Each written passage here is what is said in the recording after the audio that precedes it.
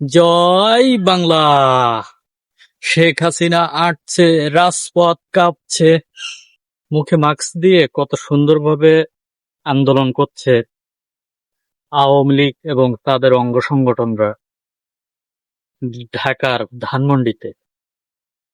তো তারা ঢাকায় কেন? তারা তো বাংলাদেশের 64টি জেলায়, প্রত্যেকটি উপজেলায় তাদের জয় বাংলা স্লোগান দেওয়ার অধিকার আছে। এবং যেহেতু শেখ হাসিনা আটছে, রাজপথ কাঁপছে, স্লোগান দেবে, এটা স্বাভাবিক ব্যাপার। তাদের তো বঙ্গবন্ধু শিখিয়ে গেছে কিভাবে আন্দোলন সংগ্রাম করতে হয়, কিভাবে যুদ্ধ করতে হয়।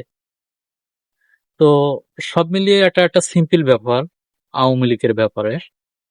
আর এদিকে বিএনপি, জামাত, চরমোনাই, আনুষঙ্গিক অন্যান্য দল, তারা নিজেদের ভিতরে কামড়াকামড়ি করছে,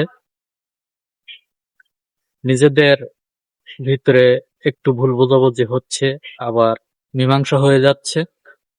কিন্তু মাঝে মধ্যে আওয়ামী লীগ মাথাছাড়া দিয়ে উঠছে, আর ওঠাটাই স্বাভাবিক। কারণ বিগত 16টি বছর আওয়ামী লীগ যেভাবে ক্ষমতা দেখিয়েছে, একটি বছর সেইভাবে পাচ্ছে না। এটা তো তারা মেনে নিতে পারছে না।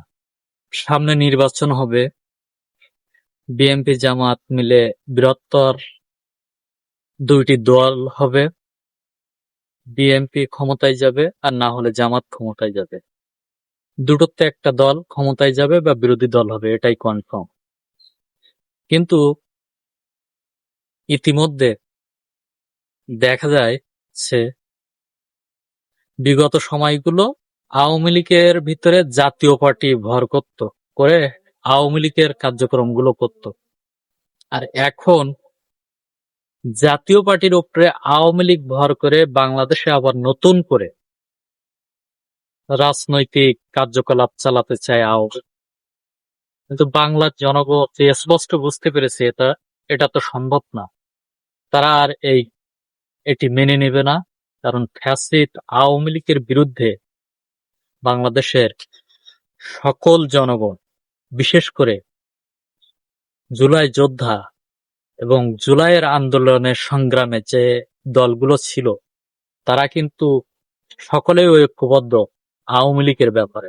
অন্য কোনো বিষয় দ্বিমত থাকতে পারে, কিন্তু ফ্যাসিস্ট আওয়ামী লীগের বিপক্ষে সবাই এক। তো আমাদের সকলকে ঐক্যবদ্ধ থাকতে হবে।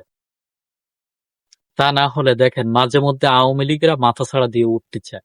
তারা জানান দিতে চায় আমরা আছি, ছিলাম, থাকবো। তাদেরকে যদি একটু আদর আপ্যায়ন না করা হয়, তাহলে তারা তো এটা করবে। তো যাতে আপ্যায়ন করা যায়, বিশেষ করে তারা মনে রাখতে পারে এই জয় বাংলা স্লোগানটা তাদের শিখিয়ে গিয়েছে যে নেতা, তার নাম তো তারা ভুলবে না, তাদের আদর্শের কথা তো তারা ভুলবে না। তো যারা এই জয় বাংলা, জয় বঙ্গবন্ধু, শেখ হাসিনা আটছে, রাজপথ কাঁপছে, এইসব চিন্তাধারা করছেন, আমরা তাদেরকে বলতে চাই ওয়েলকাম। আপনাদের প্রধানমন্ত্রী শেখ হাসিনাকে নিয়ে আসুন, বাংলাদেশের জনগণ আবারও মাঠে লাগুক, তাকে আপ্যায়ন করা হোক, প্রশাসন তাকে গ্রেফতার করে শ্রীঘরে পোরা হোক, তাদের একটি চূড়ান্ত বিচার হোক। বাংলাদেশের জুলাইয়ের একজন যোদ্ধা সমার্থক হিসেবে আমি চাই, সাধারণ জনগণও চায়।